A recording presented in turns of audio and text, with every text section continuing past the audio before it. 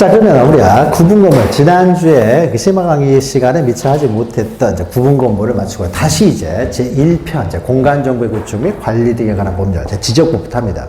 이제 지적법은요, 심화 강의까지를 통해가지고 지적법에서 할 수 있는 것들은 다 했고요. 다 했고, 여기 있는 내용들만 정리하시면 되는데, 내용 자체가 어렵진 않죠. 어렵진 않기 때문에 이제 우리가 세 번째 이제 반복을 하고 있는데, 세 번째 반복하다 보면요, 지금부터는 이제 바로바로 정리를 하시면 돼요.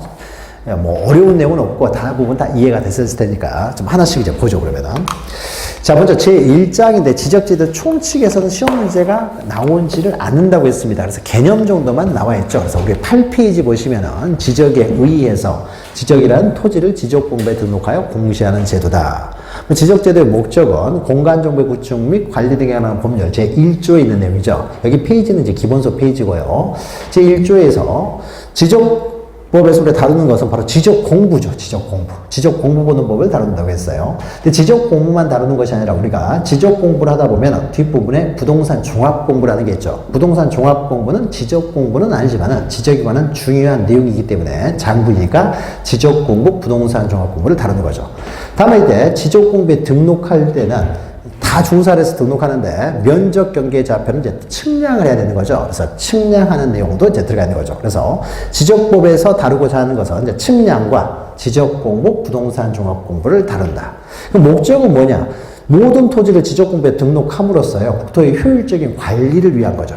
기본적으로는 이제 과세장부예요. 기본적으로는 과세장부지만 그것을 넘어서서 지금에 와서는 국토의 효율적인 관리를 위해서는 국토에 대한 정확한 정보를 알고 있어야 되고, 그래서 전 국토를 국유지도 관리는 해야 되기 때문에 국유지건, 공유지건, 사유지건 전 국토를 이제 다 등록하여 관리를 하기 위해서죠. 더 나아가서 경계 같은 것을 정확하게 등록함으로써 국민의 소유권 보호, 이것도 이제 보호하고 있다는 거죠. 이게 이제 목적인 것이죠. 자, 그 밑에 보시면 이제 용어의 정의인데, 그 용어는요, 용어는 우리가 뒤에서 하나하나 나오기 때문에 또 용어 정리를 따로 우리가 외울 필요는 없는 것이고요. 외울 필요는 없는 것이고.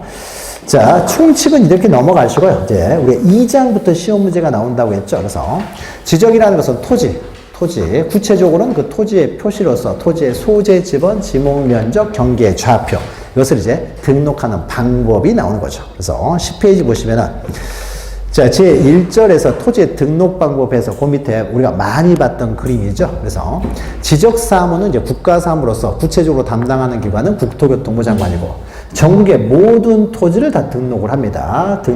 이제 지적공부에 이제 등록해야 된다는 거죠. 그래서 지적공부에 등록할 때는 이제 그 필지별로 등록을 하는 거죠. 전국에는 한 3,500만 필지 정도가 있고, 그 필지마다 토지의 표시인 소재, 지번, 지목, 면적, 경계 좌표를 이제 조사 측량하여 등록해야 된다. 그래서 국토교통부 장관이 다 등록한 이후에, 그 이후에 이제 토지의 이동이 발생하면, 토지의 이동이라는 것은 토지의 표시를 새로 정하거나 변경, 말소하는 거죠. 그래서 토지의 이동은 토지의 표시에 대해서만 토지의 이동이라고 하는 거죠. 그래서 토지의 표시를 새로 정하거나 변경, 말소하는 경우. 자, 이런 경우에는 이제 지적소관청인 시장군수구청장이 결정한다라는 거죠. 결정하는 과정에 있어서도 원칙적으로 이제 토지 소유주의 신청을 받아서 하는 것이 원칙이지만, 신청이 없다고 하더라도 지적소관청에서 직권으로 조사 측량을 결정할 수 있다. 그래서 첫 번째 문장, 국토교통부 장관은 모든 토지를 등록해야 된다. 그 다음에 밑에 있는 두 번째 문장, 지적공부에 등록하는 지번, 지목, 면적, 경계, 좌표에 이동이 발생했을 때 토지의 이동, 우리가 토지 이용은 안 다룬다고 했어요. 토지 이동이 발생하면 그때는 토지 소유자의 신청을 받아서 결정을 한다. 지적소관청이 결정하는 거죠. 다만 신청이 없어도 직권으로 결정할 수가 있다. 이 두 문장이 중요하다고 했습니다. 다만 여기 지적소관청이 결정하는 것 중에 소재는 없다고 했어요. 소재는 동이름, 리이름인데 이거는 법으로 정해지는 것이지 지적소관청이 정할 수 있는 것이 아니다라고 했죠. 그래서 이 두 문장의 시험 문제 가끔 나오고, 그 다음 밑에 있는 그 내용도 이제 가끔 또 나오는 거죠. 그래서 신청이 없어서 지적소관청이 직권으로 조사 측량하여 결정하는 이제 절차가 나오죠. 직권으로 등록하는 절차에서 가장 먼저 지적소관청은요, 토지 소유자의 신청이 없다고 하더라도 1년에 한 번씩, 자, 정확한 내용을, 정확한 토지의 표시를 지적공부에 등록하기 위해서 1년에 한 번씩 조사 계획을 수립해가지고 일괄적으로 다 조사를 한다고 했어요. 그래서 가장 먼저 지적소관청은 토지 이동 현황이죠. 토지 이동, 우리 이동을 다루니까 이동 현황 조사 계획을 먼저 수립을 하는 거죠. 계획을 먼저 수립하는 거죠. 1년에 한 번씩 조사 계획을 수립해서 조사를 한다고 했어요. 신청이 없다고 하더라도. 이때 조사 계획을 수립할 때, 자, 시장 군수구청장인 지적소관청이 조사 계획을 수립하기 때문에 조사 계획을 수립할 때는 시군구별로 수립을 하는 거죠. 근데 시군구별로 한꺼번에 수립을 하려고 하니까는 시군구가 너무 넓어서 한꺼번에 수립하기 힘들다 그러면은 좀 더 작은 구역으로 읍면동별로 수립할 수도 있다는 거죠. 원칙은 시군구의 장이하기 때문에 시군구별로, 그러나 너무 넓으면은 읍면동별로 수립할 수도 있다는 거죠. 자, 조사 계획을 수립했으면 그 계획에 따라서 이제 조사를 하게 되겠죠. 큰 흐름은 이런 거죠. 조사를 하는 거죠. 그럼 조사를 한 내용을요, 기록으로 남겨야 될 거 아니에요. 조사부를 작성을 하는 거죠. 그러니까 조사한 내용을 기록해 놓은 것을 조사부라고 하고요. 조사부에 있는 내용을 다시 깔끔하게 정리해 놓은 것을 우리는 조서라고 해요. 조서를 작성합니다. 그럼 조서를 작성하면 조서된 뒤에 조서의 내용대로 그대로 등록하느냐, 그게 아니라 결재를 받아야 된다고 했죠. 시장군수구청장의 결정. 그래서 최종 결정서를 작성하는 거죠. 최종 결정서를 우리는 결의서라고 하는 거죠. 그럼 조서를 작성한 다음에 조서를 가지고 최종 결정서를 작성을 하고요. 그래서 시장에 사인이 있어야, 결재가 있어야 최종 결정이 되는 거예요. 그래서 최종 결재를 받은 서류, 최종 결정서를 우리는 결의서라고 해요. 그럼 결의서가 작성이 되면은, 결의서가 작성이 됐다는 것은요, 최종 결정이 되었다는 거죠. 결의서가 작성이 되었다는 것은 이제 토지의 지번, 지목, 면적, 경계, 좌표가 결정되었다는 의미가 되는 거죠. 그러니까 아무리 조서를 작성했다고 하더라도 아직 결재가 떨어지지 않았으면 아직 결정은 안 된 거예요. 그래서 결의서가 작성이 됐을 때 이제 결정이 된 거고요. 결정이 됐으니까 결정된 내용대로 이제 정리를 하면 되겠죠. 그래서 요 순서대로 이루어진다. 그래서 요것도 가끔씩 시험 문제가 한두 지문 이렇게 껴서 나올 수 있으니까 요것도 좀 기억하시고요. 자, 그러면 이제 오른쪽으로 이제 구체적으로 토지의 등록 사항에 따른 이제 등록 방법을 보는 거죠. 우리가 소재는 법으로 정해지기 때문에 따로 다루지 않고요. 그 다음에 지적소관청이 결정하는 것이 이제 지번, 지목, 면적, 경계, 좌표인데 그 중에 좌표는 너무 기술적인 내용이니까 등록 방법을 따로 다루지는 않고 좌표 의미만 좀 기억하시면 된다라고 했어요. 그래서 가장 먼저 소재가 나오는 것이 아니라 이제 지번이 나오는 거죠. 지번. 지번의 표기 방법 우리가 많이 했던 거죠. 그래서 지번은 아라비아 숫자로 표기를 한다.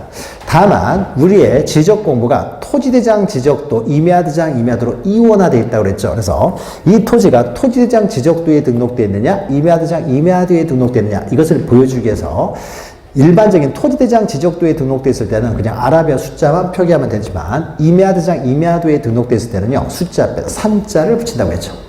임야이기 때문에 산자를 붙이는 게 아니에요. 임야 중에서도 지적도에 들어와 있는 임야는 산자를 붙이면 안 되는 거죠. 그것은 대장을 구분하는 표시예요. 산자는 대장을 구분하는 표시이지 지목을 구분하는 표시가 아니라는 거죠. 지목을 구분하는 표시가 아니에요. 그래서 임야가 아니라고 하더라도 임야도에 있을 때는 산자를 붙이고 임야라고 하더라도 지적도에 있을 때는 산자를 붙이지 않고요. 대장을 구분하는 표시이지 지목을 구분하는 표시가 아니고요. 또 임야대장 임야도로 해서 임자를 붙이는 것이 아니라 산자를 붙인다는 거죠. 숫자 앞에 산자를 붙인다. 그 다음에 지번은 본번으로만 되어 있는 것이 아니라 부번을 가지고 있는 지번이 있는 거죠. 그래서 본번과 부번으로 구성되어 있다는 거죠. 그럼 본번과 부번 사이에는 줄 표시로만 연결하는 것이지 의자로 표시해서 49의 2번째 이런 식으로 등록할 수는 없습니다. 49의 2 이런 식으로 줄 표시로만 연결해서 등록을 하는 거죠. 다만 우리가 읽을 때만 의로 읽는 것이지 표기할 때도 의자로 표기해서는 안 된다는 거죠. 그리고 지번은 지적소관청이 부여를 해요. 지적소관청이 부여할 때는 동리 단위로 지번을 부여한다고 했죠. 동리가 바로 지번을 부여하는 단위 지역이고요. 지번을 부여하는 단위 지역을 줄여서 우리는 지번부여 지역이라고 하는 거죠. 그래서 지번부여 지역, 즉 동리 단위로 지적소관청에 부여하는데 부여할 때는 왼쪽 위에서 오른쪽 아래로 부여한다는 거죠. 그래서 북서에서 남동으로 부여한다. 그래서 책을 읽을 때도 왼쪽 위에서 오른쪽 아래로 읽듯이 지번은 우리가 읽기 편하게 왼쪽 위에서 그러니까 오른쪽 아래로 순차적으로 부여한다. 엄청나게 많이 했으니까 이 정도는 이제 쉽게 맞출 수가 있는 거죠. 그럼 구체적으로 토지 이동에 따른 지번부여 방법이 나오죠. 먼저 신규 등록과 등록 전환이죠. 신규 등록과 등록 전환은 지번부여 방법이 동일하다고 했어요. 신규 등록은 새롭게 지번을 부여하는 것이고 등록 전환도 임야도에서 지적도로 옮겨 등록하다 보면 지적도에서 새롭게 지번을 부여하기 때문에 새롭게 지번을 부여한다는 점에서 동일하기 때문에 지번부여 방법이 동일하다고 했죠. 그래서 먼저 양촌이라는 이제 지역이 있었다. 이게 만약 섬마을이라고 했을 때요. 그러면 양촌이가 만약에 12필지로 되어 있다 그러면 12필지의 지번을 하나씩 부여하는 거죠. 그럼 지번을 부여할 때는 왼쪽 위에서부터 1번지부터 쭉 부여하는 거죠. 그리고 지번을 부여할 때는 1번 접해서 2번지를, 7번 접해서 8번지를 쉽게 찾을 수 있도록 이렇게 연속되게, 연결되게 부여한다는 거죠. 그리고 지번을 부여할 때는 원칙적으로 이렇게 본본을 부여합니다. 부본이 많으면 지번 보는 게 좀 불편하기 때문에 본본으로 부여하는 게 원칙이에요. 근데 본본으로 부여하는 것이 불합리하면 그때 이제 부본을 부여하는 거죠. 그러면 이제 신규 등록할 때요. 바다를 메워가지고 여기에 새로운 토지를 만들었어요. 여기 이제 새롭게 지번을 부여할 때 최종 지번 12번지 다음에 13번지를 부여해버리면 12번지 옆에서 찾을 수가 없기 때문에 신규 등록, 새롭게 등록할 때 지번을 어떻게 부여해요? 인접토지 본본에 부본을 부여하는 거죠. 이렇게. 2의 1번. 9번 접했으면 9의 1번. 6번 접했으면 6의 1번. 이렇게 부여하는 거죠. 그래서 원칙적으로 신규 등록, 등록 전환에 있어서의 지번 부여 방법은 부번을 부여한다. 부번 잘 기억하시면 되죠. 부번을. 그럼 부번이면 어떤 부번이겠어요? 인접토지 본본의 부번. 자, 그런데 여기 예외가 있죠. 12번지 옆에 이제 새로운 토지를 신규 등록할 때, 즉, 최종 지번 토지에 인접할 때는 12의 1번지를 굳이 안 해도 되죠. 그냥 바로 13번지 부여할 수 있고요. 또 우리가 인접했을 경우는 부번을 부여하는데 멀리 떨어져 있어요. 멀리 떨어져 있을 때는 이럴 때도 부번을 부여하는 게 오히려 또 불합리하기 때문에 이때도 본번, 그 다음 순번에 본번을 부여할 수 있고요. 또 4번지 옆에 여러 필지로 되어 있어요. 여러 필지를 이제 부여할 때는 부번이 너무 많이 늘어나는 걸 막기 위해서 이럴 때도 본번으로 부여할 수가 있다는 거죠. 그래서 원칙은 부본지만은 최종 지번 토지에 인접하거나 멀리 떨어져 있는 경우 또는 여러 필지로 되어 있는 경우 이 세 가지는 본번으로 순차적으로 부여할 수 있는 거죠. 원칙은 부번, 예외적으로 본번을 부여할 수 있다. 그러면 이때 본번도요. 어떤 본번이겠어요? 갑자기 100번지가 나올 수는 없죠. 최종 본번, 다음 순번의 본번이 되겠죠. 그래서 원칙은 부번, 예외로 본번. 이거요. 등록 전환도 마찬가지인 거죠. 그 내용이 있고요. 자, 12페이지 보시면, 12페이지. 자, 분할과 합병에 있어서의 지번 부여 방법이죠. 자, 분할도 우리가 많이 했던 거죠. 그래서 분할. 자, 한 필지를 두 필지상으로 나누어 등록하는 것이죠. 자, 그럼 100번지를 둘로 분할했을 때 한 필지는 분할 전의 지번을 그대로 부여하고요. 나머지 필지는 여기다 부번을 부여하는 거죠. 물론 여기다 100번지하고 여기다 100의 1번지 할 수도 있어요. 이건 선택적입니다. 그래서 한 필지는 분할 전의 지번, 나머지 필지는 부번을 부여한다. 100번지를 다시 세 필지로 분할한다 라고 하면 100의 1번이 있기 때문에 이제 100의 2번지, 100의 3번지 이렇게 하게 되겠죠. 그래서 물론 이 100번지를 여기다 100번지 할 수도 있고요. 여기다 100번지 할 수도 있어요. 그럼 여기가 100의 2, 100의 4 이렇게 해도 상관은 없는 것이죠. 자, 그래서 분할에 있어서 지번 부여 방법은 한 필지는 분할 전의 지번을 그대로 사용하고요. 나머지 필지는 부번을 부여한다는 거죠. 그래서 분할할 때마다 계속 부번이 발생하는 거죠. 그럼 부번이면 어떤 부번이겠어요? 최종 부번, 다음 순번의 부번이 되겠죠. 최종 순번, 다음 순번의 부번. 자, 그러면 이제 여기 또 예외가 하나 있죠. 예외가 하나 있는데, 자, 여기 건축물 있을 때 200번지 여기 건축물 있는 거죠. 자, 그러면 이때 이걸 세 필지로 분할합니다. 자, 분할하면은요, 우리 원칙적으로 이렇게 했죠. 분할제의 지번을 여기다 부여하느냐, 여기다 부여하느냐가 자유롭다고 했어요. 자유롭지만은 건축물 있을 경우에는요, 건축물이 있는 토지에 분할제의 지번을 우선하여 부여하는 거죠. 여기에 200, 200의 1, 200의 2 해버리면은 200번지 위에 있는 건축물이 이제는 200의 2번지에 있는 건축물이 돼버리니까 건축물 대장을 다 고쳐야 되는 문제가 생기는 거죠. 그래서 이런 일을 두 번 하지 않도록 하기 위해서 어디다가 분할전의 지번을 부여할 것이냐가 원칙적으로 자유로웠지만은 건축물이 있을 경우에는 건축물이 있는 토지에 분할전의 지번을 우선하여 부여하고 나머지 필지에 부번을 부여하라. 이렇게 돼야 여전히 건축물은 200번지 위에 있게 되니까요. 그래서 이제 하나 예외해가지고 분할전의 지번을 어디다 부여할 것인지가 원칙적으로 임의적이었지만은 건축물이 있을 경우에는 건축물이 있는 필지에 분할전의 지번을 우선하여 부여해야 된다라는 거죠. 자, 그 다음에 이제 합병을 보죠. 합병은 이제 분할의 반대죠. 두 필지상을 이제 한 필지로 합하여 등록하는 것이죠. 그래서 합병, 네 필지를 하나로 합병을 하면은 지번도 하나가 필요한데, 합병할 때 지번을 뭘 부여할 것이냐는 선택적으로 부여하는 게 아니라고 했어요. 선순위 지번을 부여한다는 거죠. 선순위 지번을 부여한다.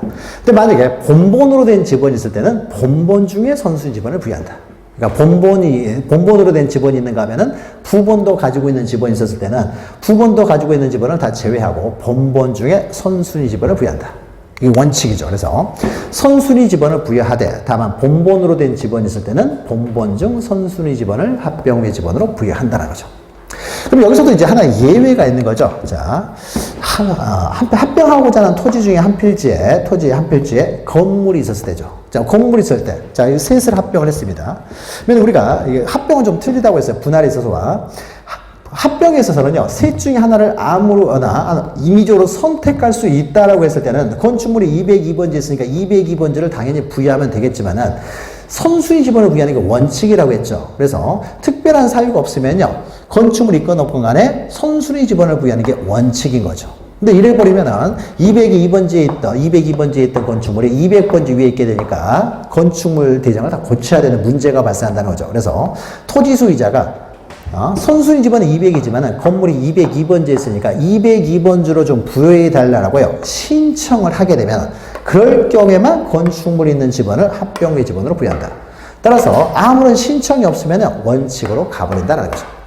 자, 분할에 있어서는요, 어디에다가 분할전의 지번을 부여할 것이냐가 임의적이었잖아요. 임의적이었으니까 신청이 따로 없다고 하더라도 건축물 있는 토지에 분할전의 지번을 당연히 우선하여 부여하지만은 합병에 있어서는 임의적이 아니라 선순위 지번을 부여하는 것이 원칙이다 보니까 따로 신청이 없으면요, 원칙으로 가서 선순위 지번을 그냥 부여해버리고 건축물 있는 지번을 합병의 지번으로 신청했을 경우만 건축물 있는 지번을 합병의 지번으로 부여한다는 거죠.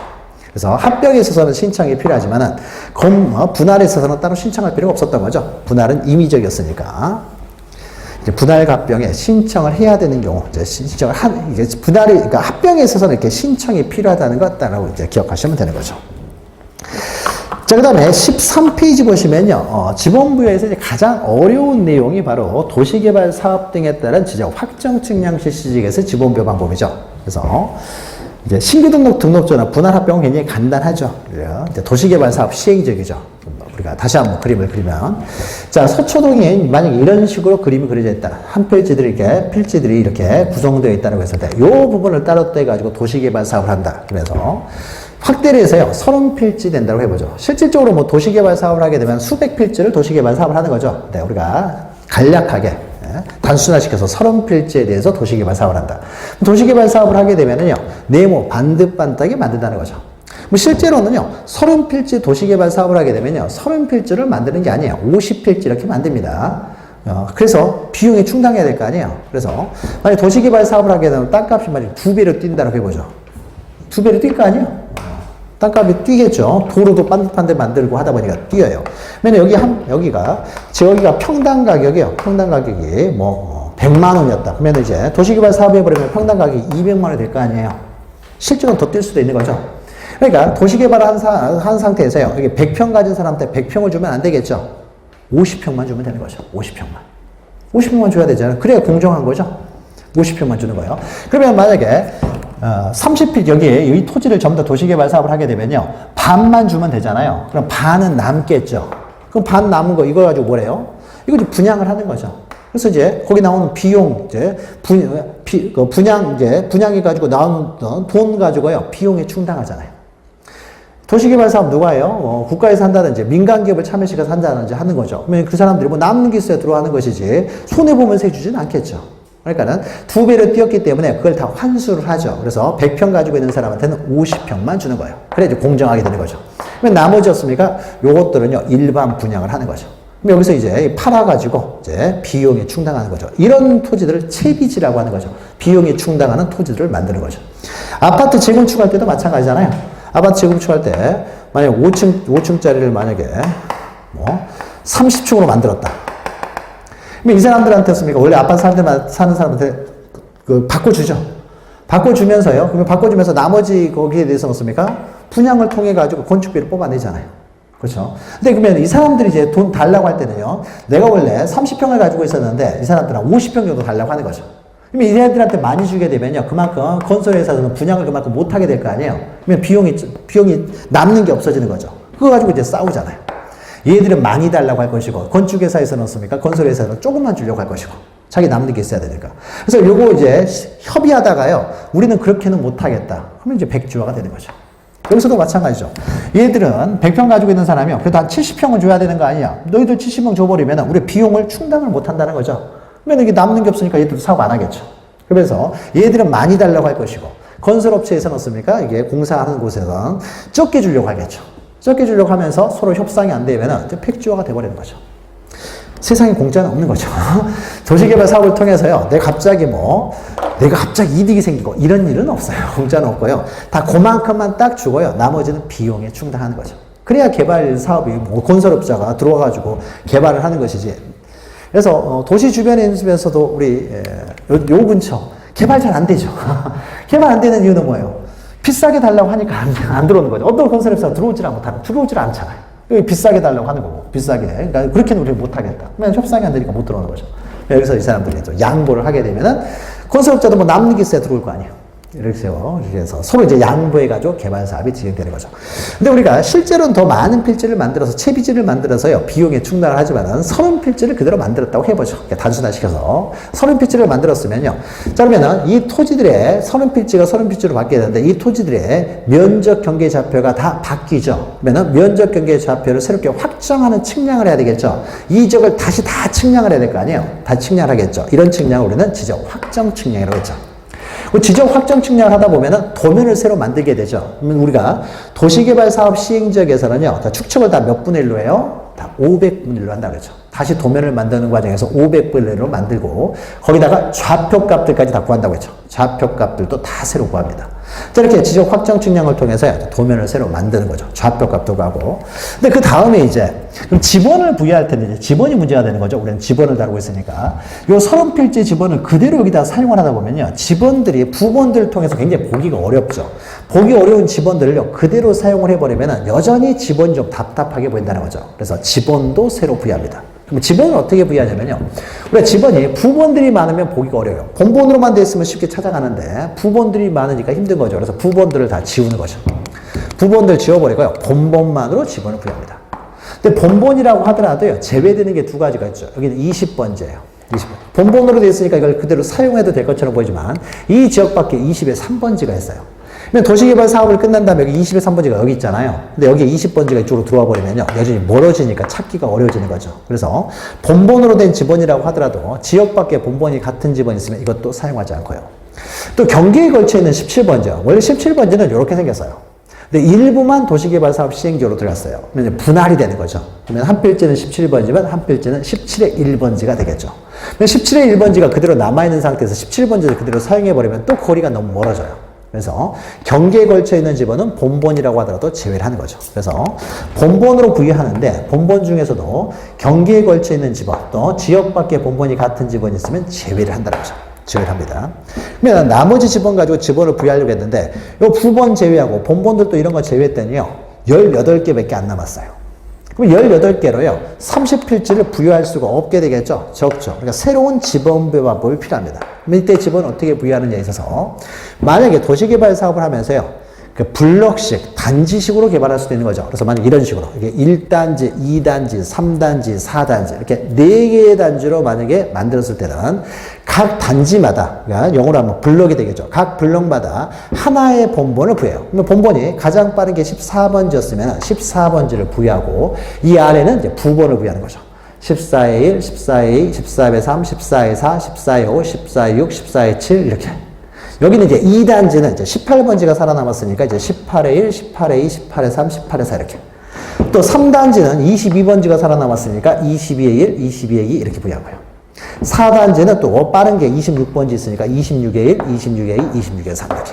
자, 그러면은 4개 단지로 구성했으면 본번 4개만 있으면 다 부여할 수 있고요. 10개 단지를 만들었다. 그러면 본번 10개만 있으면 다 부여할 수 있는 거죠. 그래서 각 단지, 각 블럭마다 하나의 본번을 부여하고 그 안에 부번을 부여하는 방법으로 지번을 부여할 수가 있고요. 근데 도시개발 사업을 이렇게 블록식, 단지식으로만 반드시 개발하는 건 아니고요. 뭐 전원주택단지도 만들고 공원도 만들고 이러면 이렇게 부여하는 게 불합리한 거죠. 그럼 이때 마지막으로 부여하는 방법은 우리가 최종, 서초동의 마지막 지번이요, 1500번지예요. 그러면 서초동에서는 한 번도 1501번지가 있어 본 적이 없다는 거죠. 그러니까 최초에 이제 1501번지부터 있어 본 적이 없기 때문에 여기서부터 이제 1501, 1502, 1503, 1504, 1505, 1506, 1507, 1508 쪽에서 1530 하면은 깔끔하게 부여가 되는 거죠. 자, 이런 식으로 지번을 부여합니다.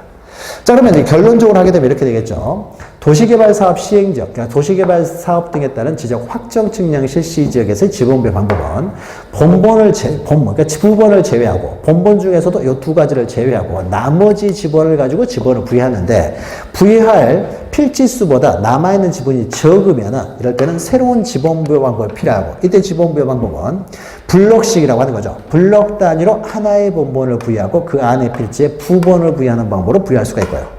또 요것이 또 부럽냐면요. 결국 이제 그 지번부여적, 우리가 지번부여적 그러면 동 또는 리로 바꿔서 읽으라고 했습니다. 지번부여적이 동, 리니까요. 그 동 또는 리에 최종 번번 다음 순번부터 번번으로 차례대로 부여하는 방법. 이런 식으로 부여한다는 거죠.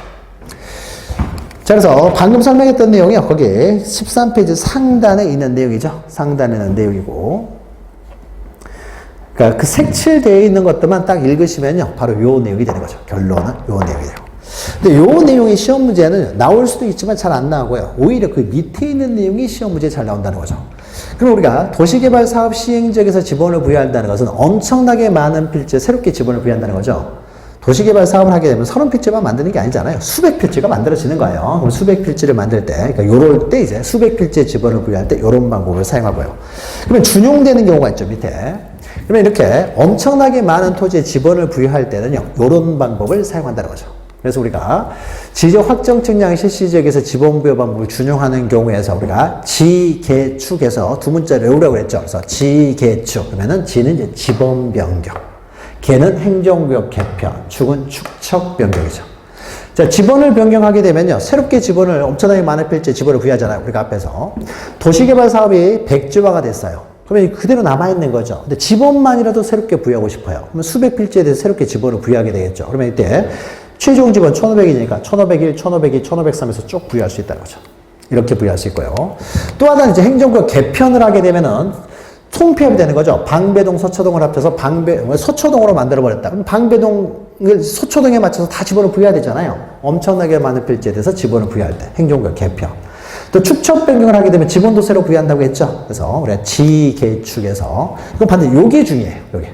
그래서 만약에 시험 문제가요. 지번 변경을 할 때 또는 행정구역 개편에서 개편에 따라 새로운 지번을 부여할 때 그러면 이때 이제 이런 식으로 부여한다고 하면은 소수로가 이게 나와야 돼요. 요 세 가지가 앞에 나오면 소수료가 이게 나왔을 때만 맞는 내용이에요. 뭐 인접토지 본번에, 그러니까 앞에가 행정구역 개편에 따라 새로 지번을 부여할 때는 인접토지 본번에 부번을 붙여서 지번을 부여한다. 그러면 틀린 말이죠. 인접토지 본번에 부번을 붙이는 것은 신규 등록이나 등록 전환할 때 부여하는 방법이잖아요. 그러니까 항상 소수로는 이 말이 나와야 돼요. 그래서 요게 앞에 나오면은 지적 확정 측량 실시 지역에서의 지번 부여 방법을 준용한다. 이렇게 해야 맞는 말이고 다른 말이 나오면 다 틀린 말이 되는 거죠. 또 그 밑에 있는 것은요. 자, 도시개발 사업 등이 이제 준공된 다음에 이제 지번을 이제 지적 확정 측량 실시 지역에서 지번 부여 방법처럼 부여하게 되는데 준공되기 전에 먼저 지번부터 부여하려고 합니다. 그럼 이때는 뭘 보고 지번을 부여하느냐? 이때는 치밀한 사업 계획도가 있겠죠. 그래서 사업 계획도에 따라서 지번을 부여한다. 또 가로넣기 형식으로 시험 문제 나왔으니까 좀 기억하세요. 사업 계획도에 따르되 지적 확정 측량 실시 지역에서의 지번 부여 방법에 따라 부여한다라는 것이죠. 그래서 요 두 가지가 더 시험 문제가 더 잘 나왔기 때문에 요거 두 가지 기억하시고요. 그 다음에 넘기시면 이제 지번과 관련된 부수적인 내용들이 있죠. 부수적 내용. 방금 했던 이제 지번 변경이 나옵니다. 지번 변경은 중요한 것이요. 중요한 것이. 자, 지적소관청이 지번이 복잡하게 생겼어요. 지번을 좀 가지런하게 다시 변경할 수가 있다는 거죠. 그러면 지번 변경에 있어서는 후지번, 과거, 지번이 변경되면 과거의 지번하고 변경된 지번하고 혼란이 생길 수 있기 때문에요. 지적소관청이 마음대로 할 수 있는 건 아니고 자기의 상급기관인 시도지사의 승인을 받아야 된다는 거죠. 승인을 받아서 지번을 부여하게 되고 이때 지번 부여 방법이 우리가 앞에서 했죠. 지개축에서 지적 확정 측량 실시 지역에서 지번 부여 방법을 준용한다. 특히 중요한 건 밑에 색칠되어 있는 거죠. 어떤 지적소관청이 어떤 행위를 할 때 이렇게 자기의 상급기관인 시도지사 승인을 받는 경우가 세 가지가 있다. 그래서 지번 변경, 지적공부 반출, 축척 변경. 그래서 이걸 두 문자로 외웠죠. 그래서 지반축에서 외웠잖아요. 그래서 지반축. 지개축하고 지반축은요, 전혀 다른 거예요. 다른 것인데, 지축, 맨 뒤에 있는 건 맨 앞에는 동일해요. 그래서 우리가 앞에 지적 확정 측량 실시 지역에서 지번 부여 방법 했을 때, 지개축 했을 때 중간만 틀린 거죠. 앞에는 지번 변경, 축적 변경은 동일하고요. 행정구역 개편이 됐을 때는 새롭게 지번을 부여할 것이고 이때는 지적 확정 측량 실시 지역에서 지번 부여 방법을 준용하는 것이고 지적 공고를 반출하는데 무슨 지번을 변경하는 건 아니잖아요. 다만 시도지사 승인을 얻어야 된다는 거죠. 시도지사 승인사항은 세 가지가 있다. 그러면 시도지사 승인사항 이외에 국토교통부 장관 승인사항은 아예 없다라고 했고요. 그 다음에 이 세 가지를 제외하고 만약에 요 세 가지를 제외하고서 만약에 뭐 지적소관청이 어떤 행위를 할 때 시도지사 승인을 받아야 된다. 그럼 다 틀린 표현이라고 그랬어요. 요 세 가지만 시도지사 승인사항이고 그 이외에 승인이라는 말이 나오면 다 틀린 말이라고 했죠. 그 다음에 이제 그 밑에 보시면 행정구역 개편. 좀 전에 했던 거죠. 행정구역 개편. 이제 서초동하고 방배동하고 합쳐져 가지고 서초동으로 만들어 버렸어요. 그것도 법에 의해서 통폐합되는 거죠. 그래서 행정구역 개편이라는 것은 행정구역이 통폐합되는 경우를 말한다. 통폐합이 되면요. 여기 방배동의 지번들을 다시 서초동의 지번으로 부여해야 되겠죠. 새로 속하게 된 서초동의 지번을 부여한다. 이 말을 다시 이렇게 표현하면 새로 속하게 된 지번부여 지역의 지번을 부여한다. 새로 속하게 된 동의 지번을 부여하는 거죠. 그럼 이때 방배동 지번을 서초동의 지번으로 다 부여해야 되겠죠. 그럼 이때 어떻게 부여해요? 서초동 마지막 지번이 1500이었으면 여기서부터 이제 1501, 1502, 1503, 1504 이렇게 할 수밖에 없는 거죠. 그래서 지적 확정 측량 실시 지역에서의 지번 부여 방법을 주장한다. 그래서 우리가 지개축했던 거죠. 뭐 축적 변경은 우리가 뒤에서 축적 변경 시간에 자세히 다루기 때문에 여기까지만 하고요. 또 마지막으로 이제 결번 대장이 있죠. 우리가 합병 등을 하게 되면 사라지는 지번이 생기죠. 이걸 우리는 결번이라고 하는 거죠. 그리고 동그라미 2번에 결번이 발생하는 원인은 외울 필요가 없습니다. 결번은 다양한 원인에서 발생을 해요. 그래서 결번이 발생하는 원인은 알 필요 없고 결번들은 100번지하고 101번지를 합병을 하게는 100번지가 돼버려요. 100번지가 되면은 101번지는 세상에서 사라지게 되고 이런 것들은 결번이라고 하는 거죠. 그런데 이 한 번 결번은요, 다시는 사용하지 못하는 것이 원칙이라고 했습니다. 새로운 토지가 발생했을 때 여기다 101번지를 부여해버리면은 과거의 101번지하고 혼란이 생길 수 있기 때문에 새로운, 그러니까 한 번 결번은요, 다시 사용하지 못하는 게 원칙이에요. 그러니까 이 지번부여지역에서 어떤 것들이 결번이 있는지를 정리해 놓을 필요가 있고, 그럼 결번들을 정리해 놓은 장부를 결번대장이라고 하는 거죠. 그래서 대장은 한눈에 알아볼 대라고 했어요. 큰 대장 아니에요. 결번들을 한눈에 알아볼 수 있도록 만들어 놓은 장부인 결번대장을 만드는 거죠. 그래서 결번대장을 만들어가지고요. 이용구에 사용 못하는 것이 원칙이니까 이용구에 보존을 하는 거죠. 그래서 결번들은 결번대장에 등록하는 것이지 지번대장에 등록하는 것이 아니다. 그러니까 말을 좀 바꿔갖고 나오면 틀린 표현이 되니까 좀 기억하시면 됩니다. 지번과 관련돼서는요, 이게 전부예요. 뭐 더 이상 낼 문제도 없고 하기 때문에 지번이 보통 한 문제 정도 나오기 때문에 지번은 이렇게 정리하시면 충분하라고 봅니다. 어떤 문제가 나도 다 맞출 수가 있고요. 그 다음에 15페이지 보시면 이제 지목을 좀 보도록 하죠. 지목은 이제 보통 두 문제 정도가 나온다고 했어요. 지목의 설정 방법까지만 좀 보도록 하죠. 지목은 매년 한 두 문제 정도 나오니까 굉장히 중요합니다. 먼저 지목을 설정하는 방법이요. 자, 지목은 우리가 토지의 용도에 따라서 지목을 부여하는 거죠. 용도. 어떻게 이용되고 있느냐. 용도에 따라 용도가 바로 그 토지가 존재하는 목적 이렇게 표현할 수 있는 거죠. 그래서 용도를 이제 지목이라고 하는 거죠. 토지가 존재하는 목적이죠. 그래서 용도에 따라 토지를 구분하여 지적공부에 등록한 것을 우리는 지목이라고 하는 거죠. 용도에 따라 토지를 구분하여 등록한 다음에요. 이것이 그 용도가 수익을 많이 발생하는 용도라면 세금을 많이 걷어야 될 것이고 수익이 많이 생기지 않는 용도라면 세금을 조금만 걷어야 되겠죠. 그래서 그 지목에 따라서 이제 과세 기준이 되는 거죠. 그 용도에 따라서 과세가 틀려지는 거죠. 그래서 우리가 지목하면 항상 용도 생각하면서 처음부터 이 토지를 어떠한 용도로 조성했느냐, 만들었느냐, 요걸 먼저 기억하시고, 그 다음에 여기에 어떻게 과세를 하는 것이 타당하느냐, 요 두 가지를 가지고 지목을 이해하시면 된다고 했어요. 자, 그래서 지목의 설정 방법에서 지목은 28가지가 있는 거죠. 그래서 전국에 있는 토지의 용도를 조사해 봤더니 주로 많이 이용되는 게 27가지가 있더라. 그래서 27가지 지목을 설정한 다음에 27가지 어디에도 해당되지 않는 것, 여기에 대해서 이것을 이제 잡종지란 하나의 지목을 만들어서 여기다 다 집어넣었다고 했어요. 그래서 총 28개의 지목이고요. 그럼 밑에는 하나의 필지에는 이제 하나의 지목만을 설정할 수가 있다는 거죠. 하나의 지목만을.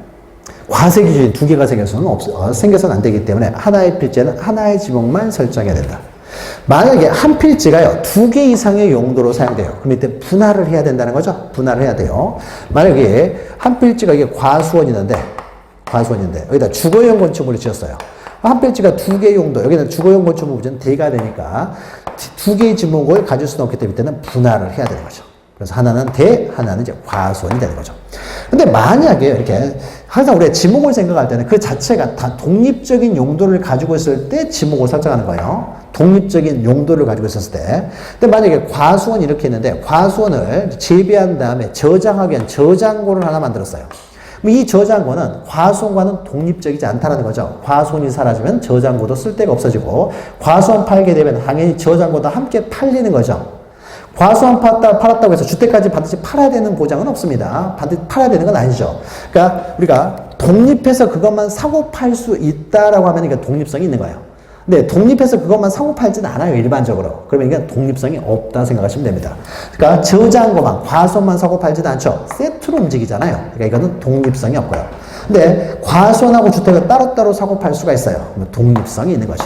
그럼 만약에 주거용 건축물을 지었을 때는요, 이 두 가지가 서로 독립적이기 때문에 하나의 토지가 두 개의 지목을 가질 수 없으니까 이때는 분할을 해가지고요, 한 필지는 하나의 지목만 가질 수가 있어야 되지만, 과수원 내 저장고는요, 이것은 저장고는 과수원을 위해서만 존재하기 때문에 독립성이 없다는 거죠. 독립성이 없으면요, 따로 지목을 설정하지 않고 주된 용도에 편입하여 전체를 과수원으로 설정한다는 거죠. 이것이 바로 주지목 추정의 원칙이죠. 그래서 한 필지가 두 개 이상의 용도로 활용되는 경우는 둘로 분할을 해야 되는데 두 개 이상의 용도가요, 서로 주종관계를 가지고 있어요. 독립적이지 않다는 거죠. 독립적이지 않고 주종관계를 가지고 있을 때는 종된 용도의 토지는 주된 용도의 토지에 편입하여 전체를 하나로 설정할 수 있다. 이게 주지목 추정의 원칙이죠. 자, 그 다음에 네 번째는 등록 선의 원칙은 시험 문제가 잘 나오는 내용은 아니지만요, 한 필지가 두 개 이상의 용도로 사용되고 있을 때 하나의 필지는 하나의 지목만 설정할 수 있어야 되기 때문에, 여기 바다가 흐르니까 바닷물이 있는데 메워도 바다를 메우려고 하는데 여기까지밖에 못 메웠을 때는 바닷물 못 들어오게 제방을 쌓는다고 했죠. 그래서 이것은 제방의 용도로 조성된 토지예요. 지목이 제방인데 제방 위에 아스팔트를 깔아가지고 도로로도 이용하고 있다는 거죠. 한 필지가 제방과 도로 둘로 이용되고 있는 거죠. 그럼 이때 지목을 뭐로 할 것이냐? 한 필지에는 지목을 하나밖에 설정을 못하니까요. 그럼 만약에 더 이상 이게 제방의 용도는 이용이 되지 않아요. 바닷물이 여기까지 내려와가지고 더 이상 놀라울 가능성이 없어요. 그러니까 제방의 역할은 전혀 없이 오로지 도로로만 이용된다. 그러면은 지목을 도로로 변경을 해야 되겠죠. 이제 지목이 바뀌는 거죠. 근데 여전히 제방의 용도로도 이용이 돼요. 여전히 제방의 용도로도 이용이 됐을 때는요, 먼저 제방의 용도로 조성된 토지니까 제방이 우선된다는 거죠. 그래서 이때는 제방을 도로로 변경할 수가 없다는 거죠. 이게 바로 등록 선의 원칙. 그래서 먼저 등록된 게 우선이 된다는 거죠. 즉, 한 필지가 두 개의 용도로 사용되고 있는데요, 경중이 있으면 주된 용도로 하나로 등록하면 되는데 서로 주종 관계가 없다는 거죠. 주종 관계가 없을 때는요, 그러면은 먼저 등록된 게 우선이 된다라는 거죠. 그다음 사용 목적 추정의 원칙이라는 것은 아직 토지 위에 건축물이 들어서기 전이라고 하더라도 토지공사만 준공됐다고 하더라도 그 사용 목적에 따라 지목을 설정한다는 거죠. 그래서 아파트를 짓기 위해서 토지를 다 밀어버렸어요. 그러니까 밭을 다 밀어버렸다는, 원래는 전이었는데 아파트를 만들기 위해서 다 밀어버렸으면 더 이상 전은 아니고요. 아무것도 없는 이 토지의 지목을 뭐로 할 것이냐에 있어서 조금 있으면 아파트가 들어서 가지고 대가 될 테니까 바로 대로 지목을 설정한다. 사용 목적에 따라. 학교를 짓기 위해서 토지를 다 밀어버렸다. 즉 밭을 다 밀어버렸다. 그러면 이때는 학교용지로. 공장을 짓기 위해서 이 밭을 다 밀어버렸다. 그러면 공장용지가 되는 것이죠. 그리고 설정 기준과 관련해서 시험 문제가 가장 많이 나오는 것은 일시 변경 불변의 원칙이죠. 내용이 중요하다고 했습니다. 자, 지목은요, 용도에 따라 지목을 설정하는데 그 용도가 완전히 변경이 되면은 지목을 변경하지만은 완전히 용도가 바뀌는 것이 아니라 일시적, 임시적 용도로만 잠시 사용되고 있을 때는 지목을 변경하지 않는다는 거죠. 조금 있으면 다시 원상 회복이 되기 때문에, 그래서 일시적, 임시적인 용도로 사용될 때는 지목을 변경하지 않는다. 완전히 용도가 바뀌었을 때만 우리는 지목을 변경한다라는 것이죠. 자, 여기까지가 이제 지목의 설정 원칙. 설정 원칙도요, 지목의 구분과 관련해서 끼어가지고 한두 지문이 출제될 수가 있어요. 그러니까 가장 많이 출제되는 것은 바로 맨 마지막이니까 좀 기억하시고요. 그러면 이러한 설정 기준에 따라서 28가지 지목이 있는데, 28가지 지목, 이걸 또 구별하는 문제가 매년 나오는 거죠. 오늘 잠을 쉬었다가 지목 28가지를 구분하도록 하죠.